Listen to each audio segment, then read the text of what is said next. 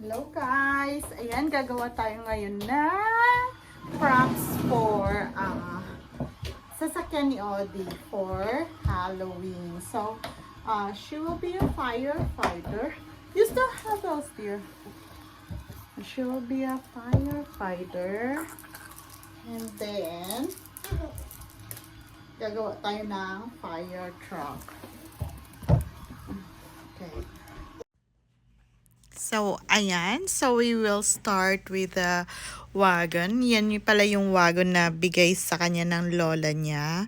So, it will be easier for you guys to have, if you have a toddler, I would suggest that you will just put them in the wagon, design the wagon for them. So, it will be fun for them. So, I'm gonna make a fire truck. And that was just like a cardboard, plastic cardboard, corrugated cardboard. I don't know how to say it, but anyway, yes, it is a plastic cardboard. Hindi siya nababasa.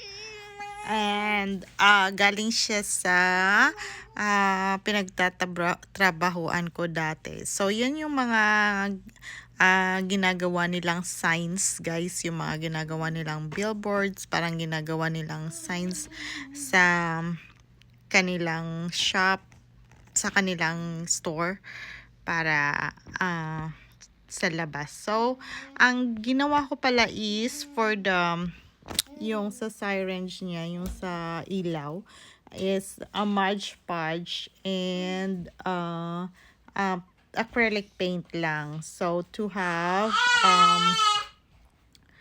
an red effect.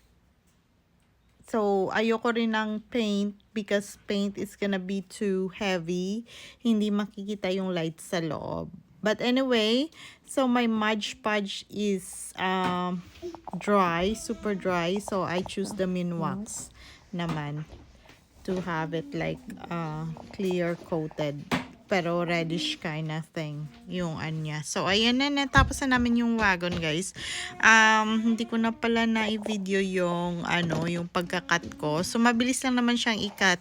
Kasi, madali lang naman. Para lang naman siyang karton. But it's kind of plastic lang naman siya. Matigas lang siya konti.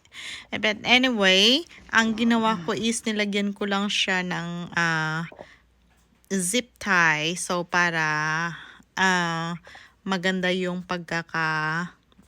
maayos yung pagkakalagay. So, so I started painting.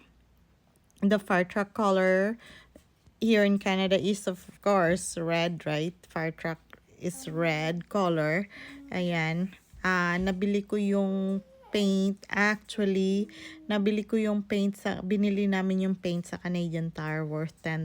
But then anyway, meron palang mura na nakita namin sa Marden's worth $5 lang or $3. Less 50% pa. So, dyan ako nagkamali. I spend so much sa Canadian side ng na fire truck, na paint pala. Pero meron naman pala sa US na way cheaper. Yan na yung guys, yung output. So, hindi ko na naipakita yung pagkakat ko ng vinyl. So, medyo mahirap kasi ilagay yung ladder sa handle. Ginawa ko is nilagay ko na lang siya sa gilid. Okay, ayan. So, nag-enjoy na si Audie. Yan na pala yung trunk or treat nila. Ayan na yung trunk or treat ni Audie. Ayan, sa church yan.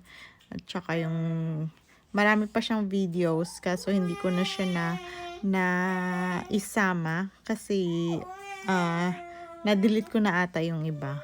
But anyways, ayan yung mas convenient siya, guys. Especially mahaba yung pila nyo. Ganyan yung pila nyo. So, mas maganda ilagay nyo na lang yung kids nyo sa wagon. At least nakaupo lang siya dyan.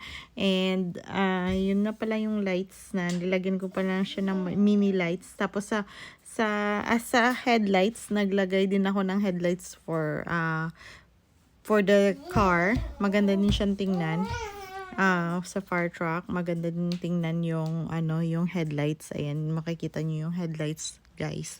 Pagkagabi mas maganda siya kasi battery operated lang siya, pack light. So pwede siyang isa-switch on and off. Ayan lang, guys. And happy Halloween. Thank you for watching. Bye.